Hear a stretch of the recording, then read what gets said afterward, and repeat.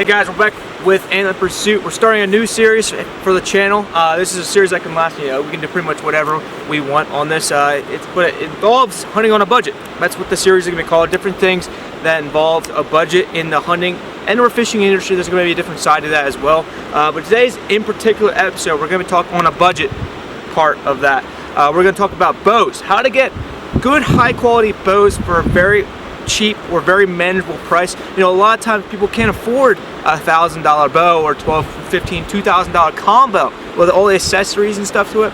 And so what we're going to focus on is how do you get something that's like professional quality, high quality, but if you don't have a good job to afford that stuff, how can I get something that's really high quality for a cheap price, especially if you want to, say you have something good quality, how can I do that? If you're a kid like me that doesn't have a very good paying job, how can I go out and buy a $1,000 bow and feel the satisfaction of having the feeling of having something new? You don't always have to have something new, but sometimes it is nice, and you don't have to spend a lot of money on that. So we're going to be talking about how I go ahead and do that and what I've done in the past to get good high quality bows for a very, very cheap price. And so the first thing we're going to talk about is online. If you have laptops, if you have computers, most people have smartphones and laptops nowadays, and if you don't, go to your neighbor's house, your grandma's, and go online. It's a very cheap way to look on bows, and a lot of times there's websites such as Let Go, Craigslist, and eBay.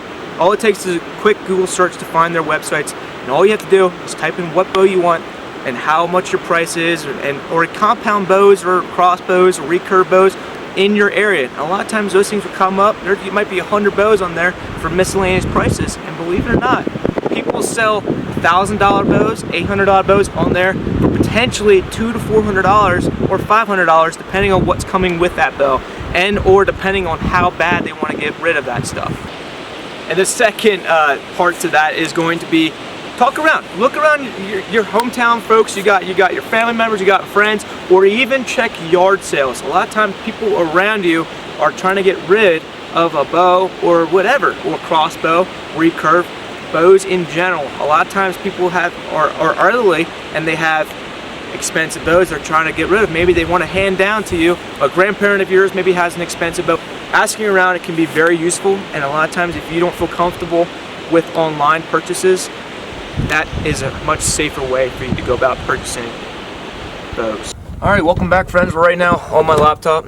We're going to show you a couple examples. We're sitting in the back of the parking lot of my dorm, but we're going to go ahead and hop online here. I have a few examples and a few things I'm going to teach you guys that I look for whenever I'm purchasing a bow. It's easy. It's pretty self-explanatory, but for those of you that are new to this and those of you who want to learn something, this is pretty helpful for that reason. So let's go ahead and get online here real quick to show you a few things here.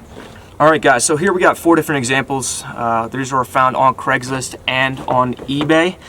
So we're just going to go through real quickly about the different examples, what they actually are, and why I think they're pretty decent. So here, this is a $450 bow, right? Now I saw this in Texas. I'm obviously searching around the world on these things to find different examples, but one of the first things I noticed with this thing is how much stuff it actually comes with. Here we got a bow, we got a stabilizer, sight, we got a whole bunch of other accessories, we got arrows. Now one of the first things I want to show you is this is $450, right? Now if you think about it, if that bow was, let's say, $400, and you got a case and arrows, accessories, and a target, you're probably saving already $300, right? But if that bow is more than $400, and if it's $600 or $700, you're saving probably $500 or $600. So potentially, let's say that bow is worth $1,000 for everything brand new in this picture. If it was brand new, now it's used, so you're dropping the price a little bit. But look at how much stuff the actual guy is selling or a girl is selling. That really can depict whether or not that thing's an actual decent deal or not. So here we got tons of stuff. That's what to look for. Look at the price and look at how much stuff is coming with the the purchase. So here for the second example is a quality example, potentially. A bow that's worth pretty decent money. Now, a Hoyt RX-1. If you guys don't know, a Hoyt RX-1 is a decent bow. I mean, it's light, it's fast, it's a very powerful bow, and Hoyt is a very high quality bow. It's one of the more high quality end lines of archery equipment. And he's selling this bow for $510. Now, I don't know when Hoyt RX1s came out. This might be 3 years old. It might not be 3 years old. It might barely be used. It might not barely be used. So you look at pictures. You really look at, you know, how this guy's selling it, the quality of the pictures, or, you know, if it looks new, if it has any dinks in it, or whatever. Because that can really depict whether or not that $510 is worth a bow that's around $1,000 brand new. And you gotta consider the age and whatnot of that thing, you know. The fourth example is probably my favorite thus far.